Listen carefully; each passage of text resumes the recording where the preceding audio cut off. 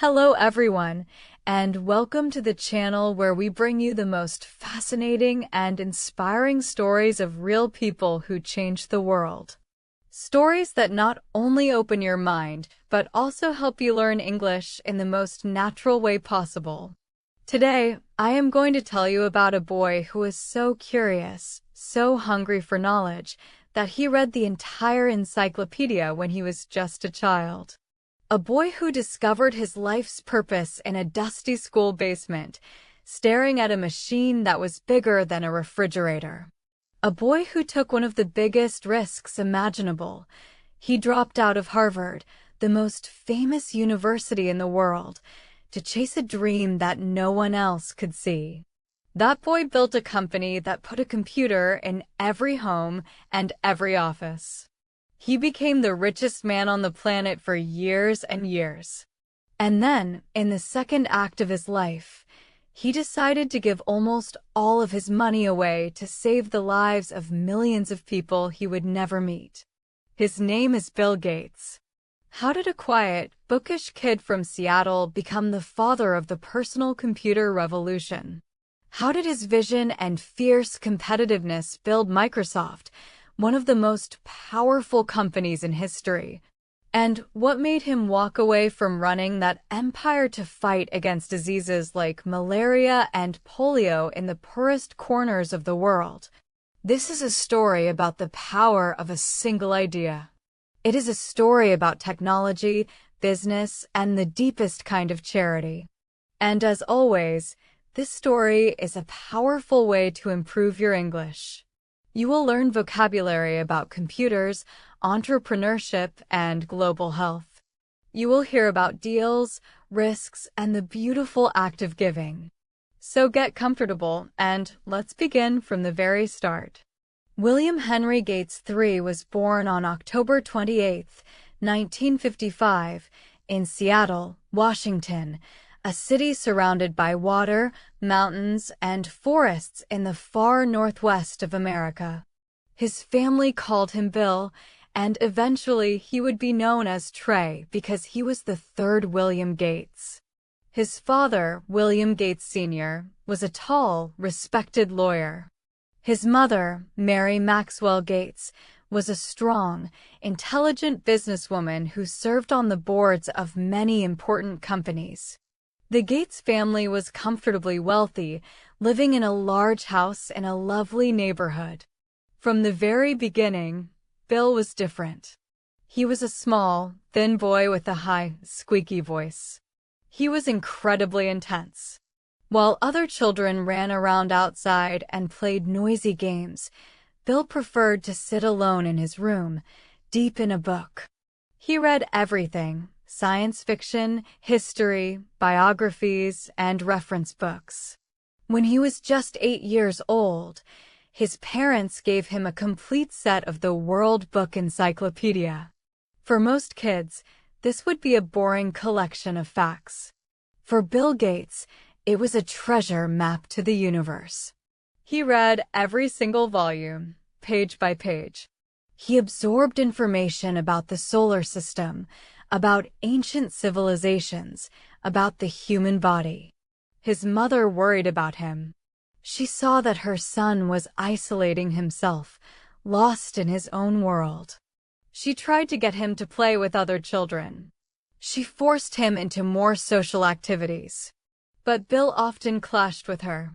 The arguments in the household became so intense that his parents eventually took him to see a therapist. The therapist, after talking with the boy, told his parents something they had not expected: "You have a very strong-willed child. He is brilliant, but you cannot win a battle of wills with him. You need to give him space." And so they did. Bill's life changed completely when he was 13 years old. His parents enrolled him at Lakeside School, a private school for boys. It was an exclusive place of learning, with strict teachers and a beautiful campus. The school's Mothers Club ran a rummage sale to raise money, and with the proceeds, they bought something incredibly rare for a school in 1968, a teletype terminal. This was a large, clunky machine that looked like a typewriter connected to a phone line. It connected to a giant mainframe computer at a company in downtown Seattle. The computer was not in the school. It was miles away.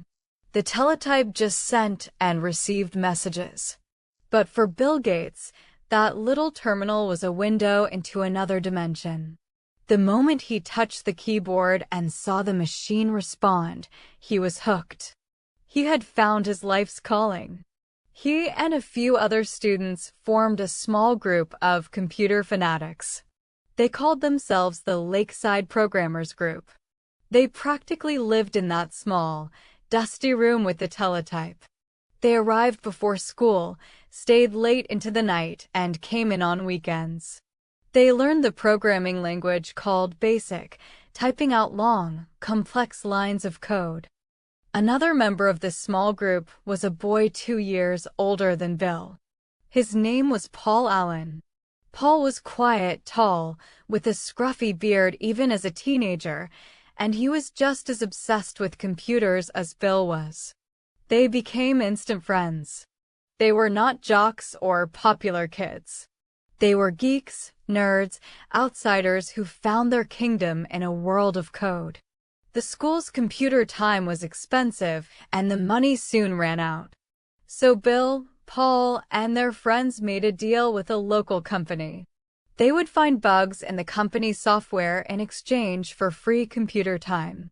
The boys sat for hours, breaking programs and fixing them, learning the machine's deepest secrets. Bill Gates discovered that he had a rare talent. He could hold huge, complicated systems inside his head and find patterns. He was not just a programmer. He was a natural-born problem solver.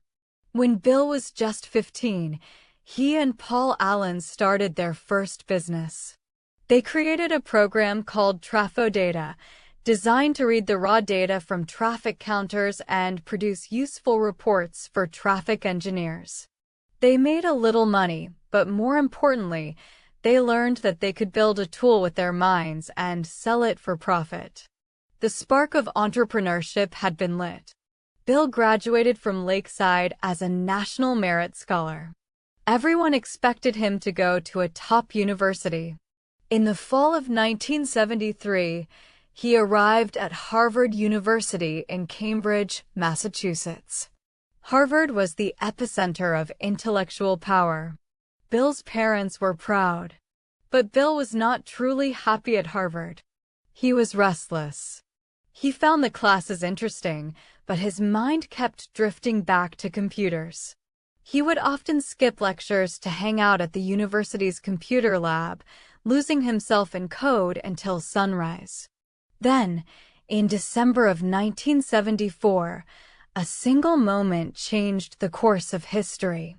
Paul Allen, who had moved to Boston to work at a company, came running to see Bill. He was holding the latest issue of Popular Electronics magazine.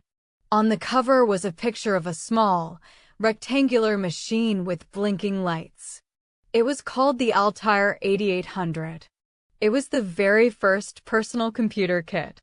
A real computer that an ordinary person could buy and build at home. Paul and Bill stared at the cover. They understood something immediately, something that the big computer companies like IBM had not yet realized. The hardware was coming. But a computer without software is just a box of metal and wires. The Altair needed a language. It needed a way for people to write programs and make the machine do something useful. And Bill Gates and Paul Allen believed they could create that language. They called the company that made the Altair, a small firm called MITS in Albuquerque, New Mexico. They made a bold claim. They said, "We have a basic interpreter for your computer." The problem was, they had not written it yet. It was a huge gamble. The MITS president was interested and invited them to come to Albuquerque and demonstrate their software. For 8 weeks, Bill and Paul worked like men possessed. Bill barely slept. He dropped all his Harvard classes in his mind, though he was still technically enrolled. Paul built a software simulator of the Altair on a bigger computer so they could test their code. Bill wrote the core of the interpreter, pouring his brain into thousands of lines of assembly language. Finally, they flew to Albuquerque with a paper tape containing their program. The moment of truth came. Paul loaded the tape into the Altair. The machine hummed. And then, on the teletype, the word "ready" appeared. The basic language was working. They had done it. The personal computer revolution had just received its heart. Bill Gates made a decision that his family and friends thought was insane. He dropped out of Harvard in his sophomore year. He was just 19 years old. He said goodbye to the gilded halls of the oldest university in America and moved to a dusty, sun-baked office park in Albuquerque, New Mexico. With Paul Allen, he founded a new company. They called it Microsoft, a combination of microcomputer and software. Later, the hyphen was dropped, and it became simply Microsoft. The early days were hard, unglamorous work. The team was tiny. Bill wrote code, managed the business, and sometimes swept the floors. He was a demanding, often difficult boss. He was known for his fierce arguments, his habit of rocking back and forth in his chair while thinking, and his ability to remember tiny details of code from years ago. He drove himself and his employees relentlessly. He believed that the software they were creating would change the world, and he refused to accept anything less than perfection. The real explosion came in 1980. IBM, the giant of the computing world, was building its own personal computer, the IBM PC. They needed an operating system, the master software that runs the entire machine. They came to Microsoft. In a twist of fate, Microsoft did not have an operating system to sell them. But Bill Gates saw the opportunity of a lifetime. He quickly bought a simple operating system from another small company for $50,000. He did not tell them that IBM was the customer. Then, Microsoft adapted it and licensed it to IBM. But Bill made the most brilliant business move of his career. The contract with IBM allowed Microsoft to sell the operating system, which they called MS-DOS, to other companies as well. When dozens of other companies began to create IBM-compatible personal computers, every single one of them needed an operating system. They all came to Microsoft. MS-DOS became the standard, the invisible brain inside millions of machines all over the world. Bill Gates had secured a royalty on almost every personal computer sold on the planet. In 1983, Microsoft announced a new project, a graphical interface that would sit on top of MS-DOS. They called it Windows. It was not an instant success. The early versions were slow and clunky. Critics laughed at it. But Bill kept pushing, kept improving. He was inspired by what Apple had done with the Macintosh. He believed that the future belonged to a visual interface that anyone could use, not just command lines of code. And he was right. Windows 3.0, launched in 1990, was a sensation. It sold millions of copies. Then came Windows 95, which was launched with a massive global marketing campaign, with the Rolling Stones song "Start Me Up" playing, and lines of people waiting outside stores at midnight. Bill Gates was no longer just a businessman. He was the face of the digital age. At the age of 31, he became the youngest billionaire in history. By 1995, he was the richest man in the world, a title he would hold for many years. But with massive success came massive scrutiny. Microsoft was accused of being too powerful, of crushing smaller competitors. The United States government sued Microsoft, claiming the company was an illegal monopoly. The long court battle was exhausting and deeply stressful for Bill. In depositions, He appeared defensive and combative. But he navigated the crisis, and Microsoft survived, remaining a titan of the industry. During this period of incredible business pressure, Bill fell in love. Her name was Melinda French. She was also an employee at Microsoft, a brilliant manager with an MBA and a background in computer science. They met at a company dinner, and Bill, in his classic analytical way, asked for her phone number. A relationship developed quietly. Melinda was strong, compassionate, and deeply grounded. She was the perfect counterbalance to Bill's intensity. In 1994, they were married on the beautiful island of Lanai in Hawaii. Bill had reserved every hotel room on the island to ensure their privacy. The media called it a fairy tale, but Melinda was no princess waiting in a tower. She was a full partner. As the new millennium approached, Bill began to change. He had achieved everything he had ever dreamed of in technology. He was unbelievably wealthy. But the question that began to haunt him was, now what? What is all this money for? His mother, Mary, who had always pushed him to use his gifts for good, had passed away from cancer. Her memory stirred something deep in him. He and Melinda started to read about global poverty and disease. They learned that millions of children in poor countries were dying from illnesses that were completely preventable. Diarrhea, malaria, pneumonia. Diseases that were no longer a threat in wealthy nations. Bill Gates, the ultimate problem solver, saw a new set of problems to crack. These were not code. They were systems of disease and poverty.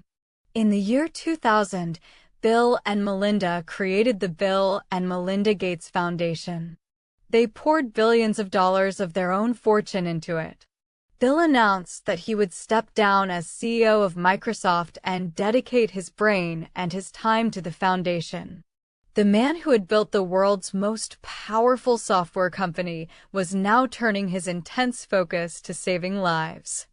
The Gates Foundation took on some of the biggest challenges facing humanity.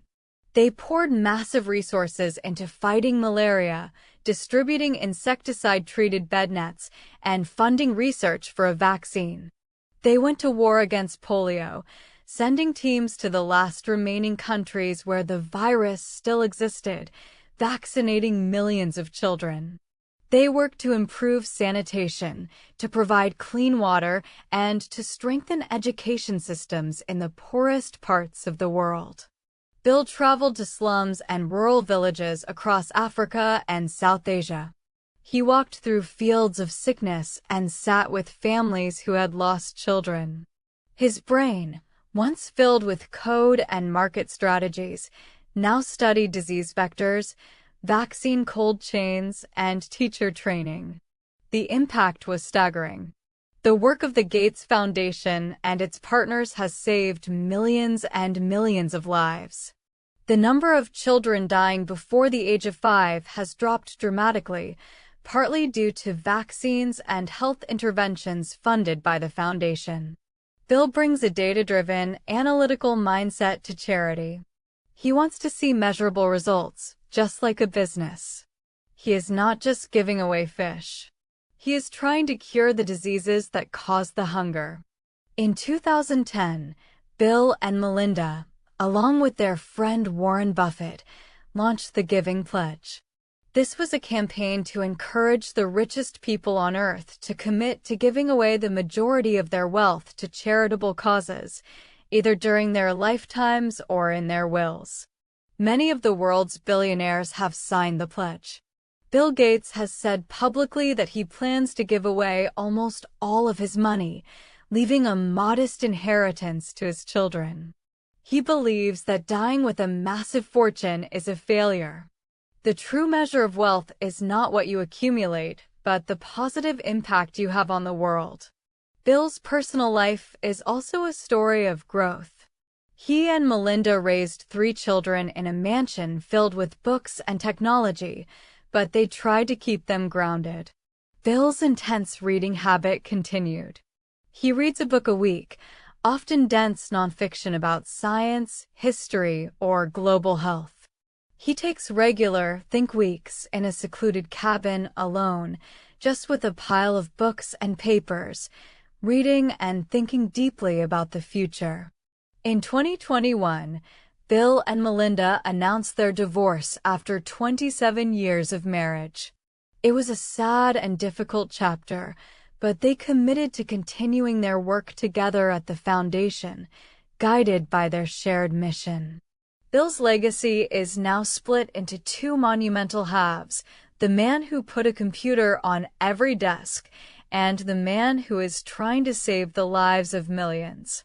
Now, what can we learn from the extraordinary life of Bill Gates? First, curiosity is a superpower.